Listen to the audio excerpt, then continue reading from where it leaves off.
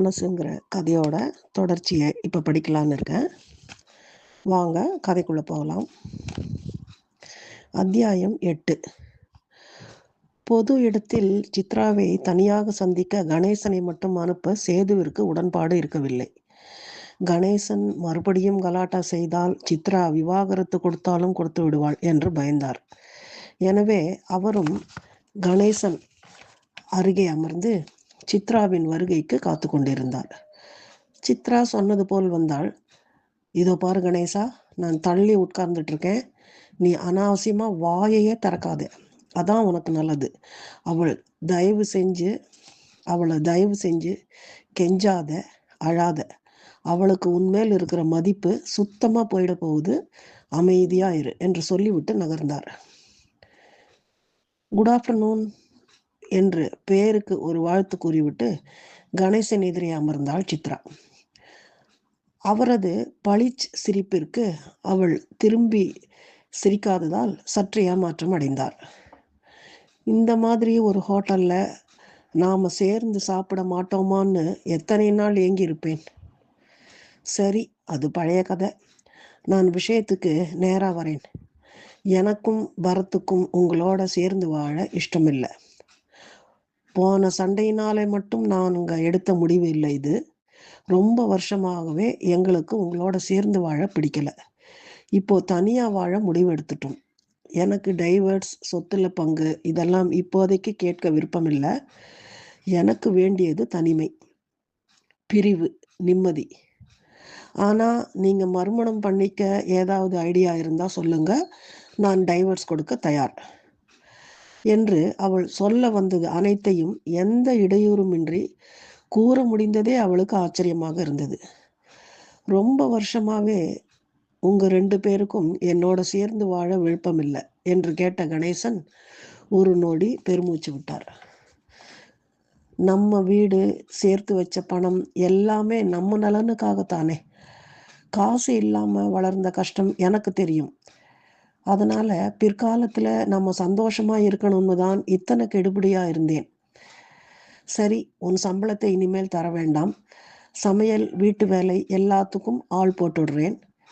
வீட்டை கூட பரத் பேருக்கு மாற்றி கொடுத்துடுறேன். என்னை மன்னிக்க முடியுமா என்று கெஞ்சலாக கேட்டார்.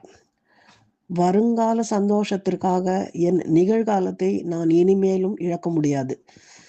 பரத் உங்கள் சம்பந்தப்பட்டது எதுவுமே வேண்டாம்னு இருக்கான்.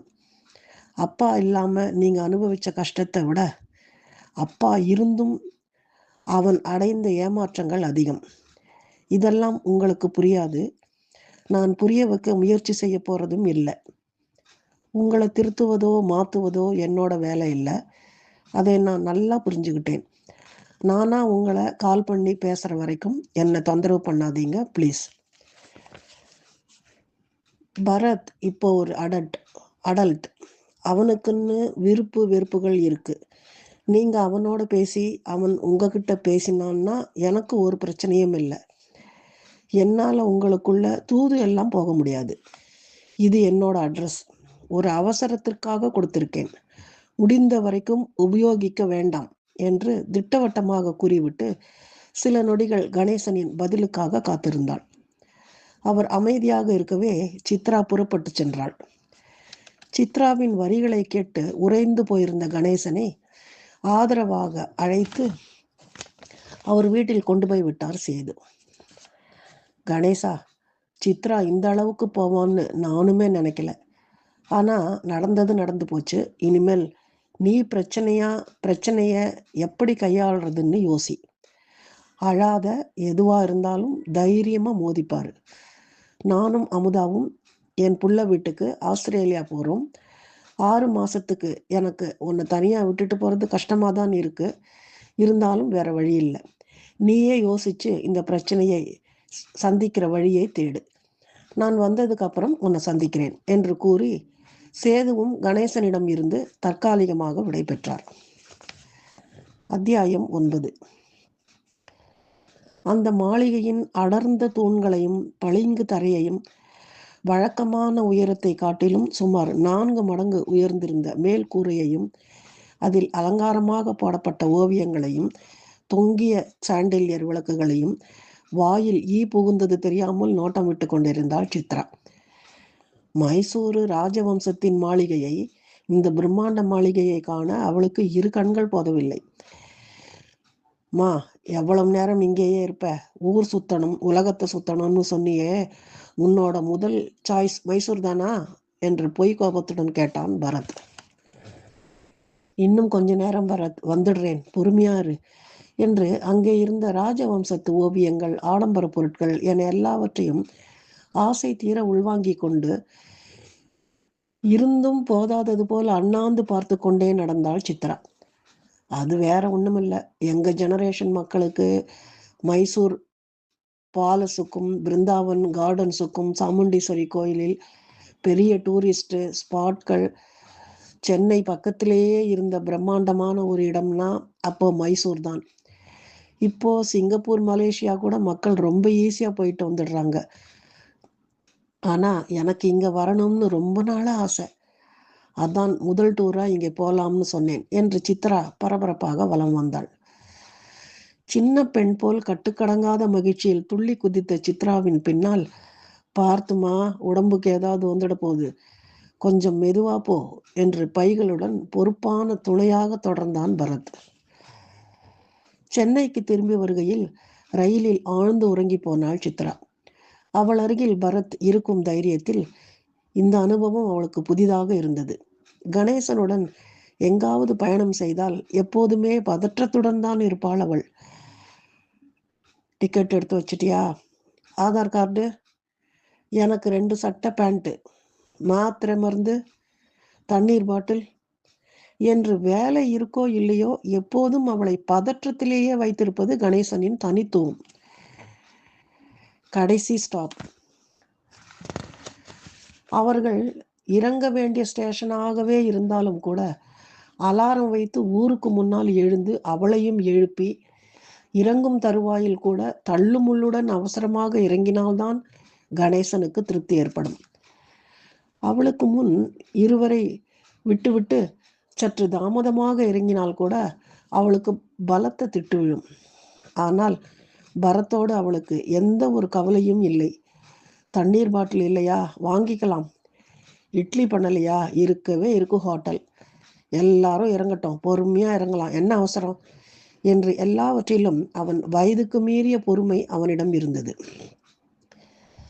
ஒரு நாள் மாலை பணியிடத்தில் இருந்து வீட்டிற்கு வந்தாள் சித்ரா. அவள் முகம் கை கால் அலம்பி உட்காருவதற்குள் கையில் சூடாக காப்பியை கலந்து கொடுத்தான் பரத். அவனை ஆச்சரியமாக பார்த்தாள் அவள். உனக்கு காப்பி எல்லாம் கூட கலக்க தெரியுமாடா? இது என்ன கம்பசூத்திரமா? ஈசிதாம்மா, நீ கூட இப்போ புதுசு புதுசா சமைக்கிற, பன்னீர் எல்லாம் பண்ற என்று கூறிவிட்டு அவளுக்கு சியர்ஸ் கூறி தனது கோப்பையில் இருந்த காப்பியை குடித்தான். இந்த வீட்டில் மனசு லேசா இருக்குடா, புதுசா கத்துக்க தோணுது, வாழ்க்கையில் எதையும் சாதிக்கலாம்னு நம்பிக்கை வருது.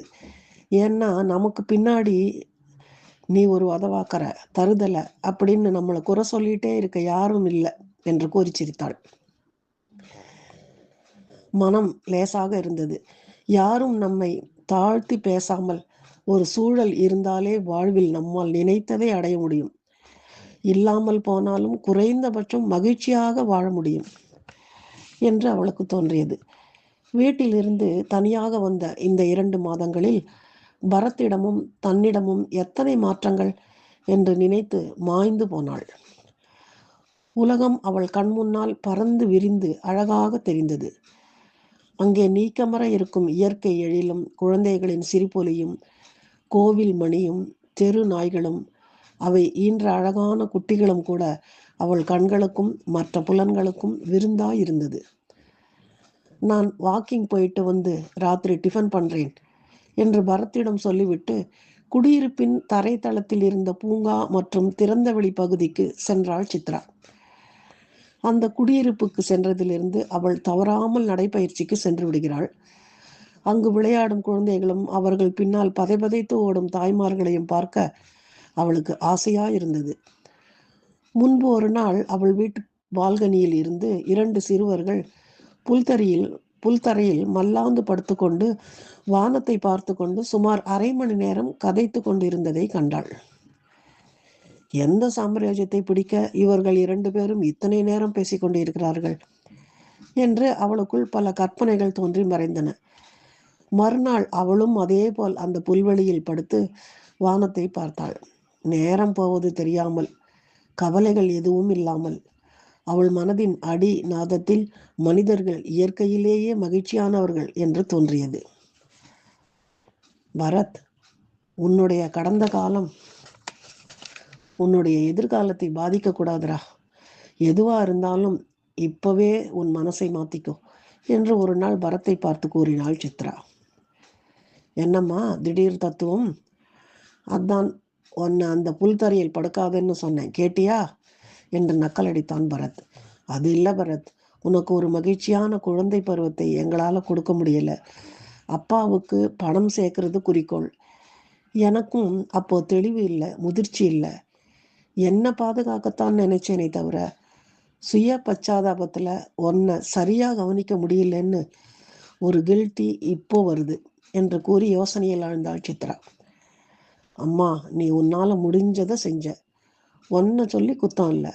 ஒரு குழந்தையா அம்மா அப்பாவோட சேர்ந்து இருக்கணும், சாக்லேட் சாப்பிடணும், வீட்டில் யாராவது எப்போதும் இருந்துகிட்டே இருக்கணும், அன்பாக பார்த்துக்கணும். இவ்வளவுதான் எல்லோருக்குமே எதிர்பார்ப்பு.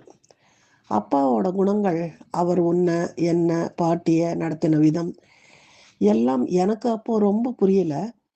தேங்க் காட், பாட்டி என் மேல் அன்பாத்தான் இருந்தா. எனக்கும் உங்கள் 2 பேரோட சேர்ந்து சில சந்தோஷமான நினைவுகள் இருக்கு. அது போதும். நீ உன் மேலே ரொம்ப கடுமையாக இருக்காத. நீ எங்கேயோ இருக்கிற ஆபீஸுக்கு தினமும் கூடுவாஞ்சேரியிலிருந்து போயிட்டு வர்றதே பிரயத்தனம்தான். டேக் இட் ஈஸி என்றான் பரத் மிகவும் யதார்த்தமாக. தேங்க்ஸ் பரத் என்றவள் கண்களில் துளிர்த்த நீரை துடைத்து கொண்டு தொடர்ந்தாள். நீ இனிமேல் நம்ம கடந்த காலம் பற்றி, அப்பா பற்றி பேசாத. நானும் பேசலை. இதனால் இது நடந்தது எல்லாத்துக்கும் எங்கள் அப்பா தான் காரணம், அம்மா தான் காரணம்னு வயசாகியும் எத்தனையோ பேர் சுய பச்சாதாபத்தில் தங்களுடைய அழகான வாழ்க்கையை, அருமையான குழந்தைகளை, அன்பான துணைகளை காயப்படுத்திக்கிட்டே இருக்காங்க. அந்த தப்பை மட்டும் நாம் பண்ணக்கூடாது பரத். வாழ்க்கை ரொம்ப பெருசு. இந்த சூழலில் நம்ம சிக்கிக்க கூடாதுடா. இதுக்குத்தான் உன்னை விட்டத்தை பார்த்து ரொம்ப யோசிக்காதேன்னு சொன்னேன் என்று செல்லமாக அவள் தலையை பிடித்து லேசாக உலுக்கி அவள் அருகில் வந்து உட்கார்ந்தான் பரத். அம்மா, நீ சொல்கிறது ஒரு விதத்தில் கரெக்ட். நாம் இனிமேல் அனாவசியமாக நம்ம கடந்த காலத்தை பற்றி யோசிக்க வேண்டாம், பேசவும் வேண்டாம். ஆனால் மறக்கணும்னு இல்லை. அந்த அனுபவங்களை தான் நம்ம 2 பேரையும் ஓரளவுக்கு சென்சிபிளாக ஆக்கியிருக்கு. இதனுடைய தொடர்ச்சியை அடுத்த அத்தியாயத்தில் படிக்கிறேன்.